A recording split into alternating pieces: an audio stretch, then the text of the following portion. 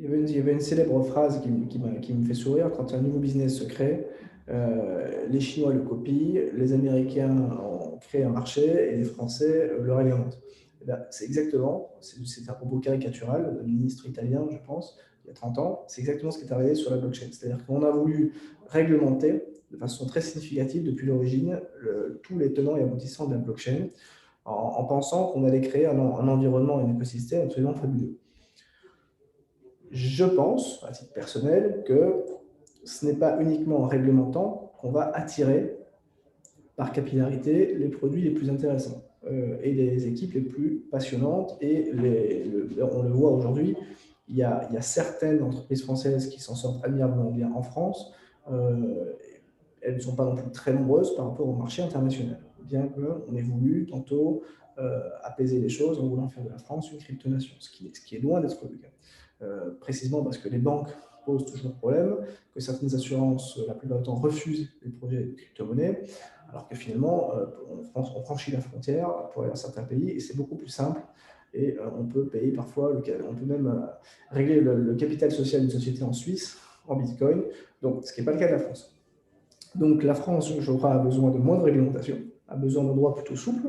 On peut apposer certains textes, notamment sur le droit de la preuve, où la preuve par blockchain peut être reconnue comme une preuve devant les tribunaux. Aujourd'hui, c'est en train petit à petit d'évoluer on attend certaines jurisprudences qui vont caractériser cela, mais là-dessus, je pense que c'est intéressant d'évoluer et d'affirmer cela de façon législative. C'est un domaine éminemment politique. C'est-à-dire que la blockchain est une boule à mille facettes. Il y a la boule financière qui se heurte potentiellement aux banques. Il y a la boule, entre guillemets, il y a la face preuve qui se heurte finalement au monde du droit. Il y a la face droit de propriété qui se heurte, je dirais, par exemple, au notaire, qui gère aujourd'hui notamment la vision du cadastre. Donc évidemment, chaque sujet, voilà, la banque évidemment qui est affectée en premier lieu par l'émission, par la digitalisation d'actifs. L'assurance qui est en train de s'emparer des smart contracts pour permettre d'automatiser l'indemnisation. Il n'y a pas beaucoup de domaines finalement qui échappent à la blockchain. Donc ces sujets-là sont politiques. La rédaction d'une loi, la contrepartie d'une volonté politique. Mais le problème, c'est de légiférer avant d'avoir des usages. Et c'est un peu, j'ai l'impression, ce qui fait le cas en France, ce qui n'est pas le meilleur moyen, contrairement à ce qu'on peut penser, d'attirer les talents.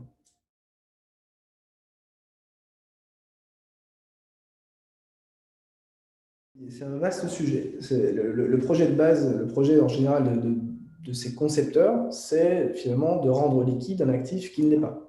Donc, de rendre fongible un actif qui est infongible. C'est pas impossible, puisque finalement, quand on crée une SCPI, ce qu'on appelle la pierre papier, on va diviser la SCI en nombre de parts et on va attribuer ces parts à telle ou telle personne. La différence entre la tokenisation de l'immobilier ou la SCPI, c'est simplement la digitalisation de parts sociales qui se fait en adéquation avec la loi Pacte, qui se fait en adéquation avec la réglementation en vigueur. La question de fond, c'est comment y arriver, comment arriver à digitaliser le processus tout en assurant la sécurité et la sécurité juridique. Je pense qu'il n'y a pas d'autre manière, à mon avis, pour comment on dit, tokeniser l'immobilier que de digitaliser des parts sociales ou des actions, donc de tokeniser des titres. Tokeniser des titres, c'est aujourd'hui autorisé, puisqu'on a un décret qui est sorti le 24 décembre 2018, qui permet aujourd'hui de faire circuler des titres sur une blockchain. Donc, finalement, à partir du moment où il n'y a pas d'échange au public de ces titres-là, et que n'importe qui n'est pas tenté d'investir son épargne sans négocier en contrepartie de cette pierre papier, on peut tout à fait, dans un cercle restreint, envisager une sorte de liquidité, ou en tout cas une digitalisation des parts sociales ou des titres d'une société sur un marché déterminé. Aujourd'hui, c'est assez marginal, on va le dire. Il n'y a pas énormément de biens immobiliers qui sont tokenisés par ce biais-là. On commence à voir émerger certains projets. La question de fond, à mon avis, c'est est-ce que ça va être une institution qui va s'emparer de ces sujets-là pour justement apporter de la liquidité et apporter de la sécurité, notamment en termes de formalité? Parce que le problème de fond, c'est que si je l'achète un 10 millième d'un immobilier que je le revends, qu'est-ce qui se passe en termes de formalité? Parce que certes, j'ai mon jeton qui est l'équivalent de la part numéro 253, jusque-là ça va, sauf qu'après il y a des formalités à faire. C'est-à-dire qu'après il faut l'envoyer aux impôts, il faut l'envoyer au greffe.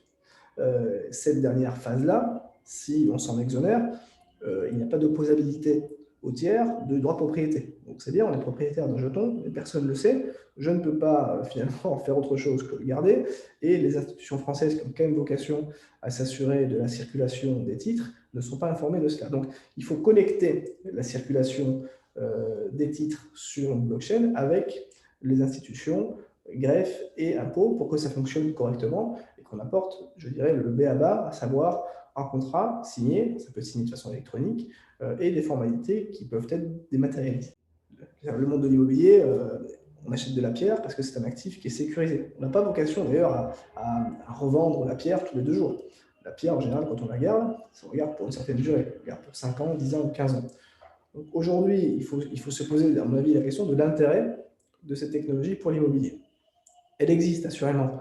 Elle existe parce que l'immobilier prend 2 ou 3% par an, même après la crise de 29, c'est un actif qui a toujours pris de la valeur. On parle beaucoup de la France, mais dans certains pays qui n'ont pas encore de cadastre et pas encore de division parcellaire, les États, et on travaille ce sujet-là, sont en train d'utiliser la blockchain pour diviser le cadastre et assurer aux États un droit de propriété qui aujourd'hui fait défaut, ce qui empêche des investissements internationaux. Aujourd'hui, quand la Chine, quand le Liban veulent investir dans certains pays d'Afrique, ils sont confrontés à cette difficulté, qui est qu'est-ce qu'on achète? Est-ce qu'il y a des doublons? Est-ce qu'il n'y a pas de doublons? En France, on a le cadastre, donc ça se passe bien. En Afrique, certains ne l'ont pas. Il y a des endroits où ils l'ont, et où ça marche moins bien. Donc la blockchain répond à cet objectif-là pour sécuriser le droit de propriété. Et on ne peut pas recueillir des investissements majeurs et significatifs en termes d'infrastructure si on n'a pas un droit de propriété fort.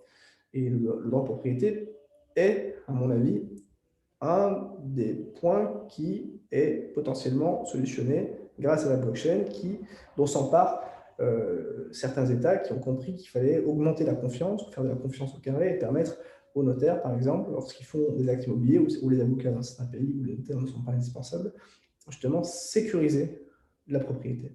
Et donc, on parlait de la tokenisation de l'immobilier. La tokenisation de l'immobilier doit se fondre dans un moule juridique existant. Et ce moule juridique existant peut également être lui-même, comme on dit, tokenisé.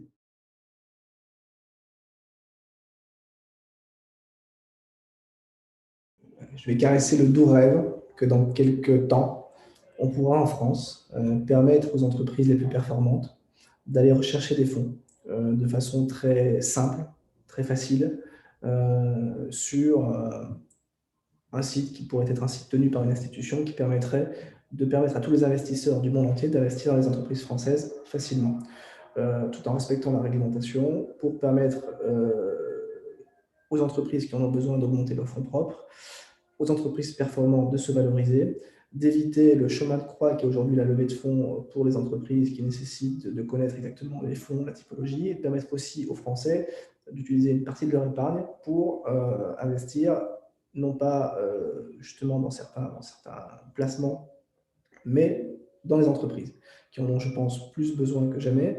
Et je pense que cette mise en relation entre investisseurs et les entreprises, surtout les entreprises non cotées, parce qu'on peut investir en bourse, pour les entreprises non cotées, je pense que cette mise en relation va, à terme, pouvoir se réaliser, entre autres, grâce à la blockchain. Pourquoi? Parce qu'aujourd'hui, c'est un marché qui est effectivement trusté par ce qu'on appelle le private equity, le M&A, le capital investissement, qui est un marché ésotérique, de niche, avec des enjeux qui sont certes importants, mais qui ne concernent pas toutes les entreprises, c'est peu de le dire. Donc il y a un plancher en deçà duquel sont 95% des TPE-PME qui font la richesse de la France, et il y a des investisseurs qui recherchent également des cibles. Donc la mise en relation de ces deux entreprises et des investisseurs va pouvoir se faire. J'en suis absolument convaincu. Demain, à la faveur de la mise en place d'une plateforme qui pourra être co-administrée par l'État, par une institution quasi étatique, et qui permettra, j'en suis relativement convaincu, justement de faire de la France un État qui pourrait être pionnier en la matière.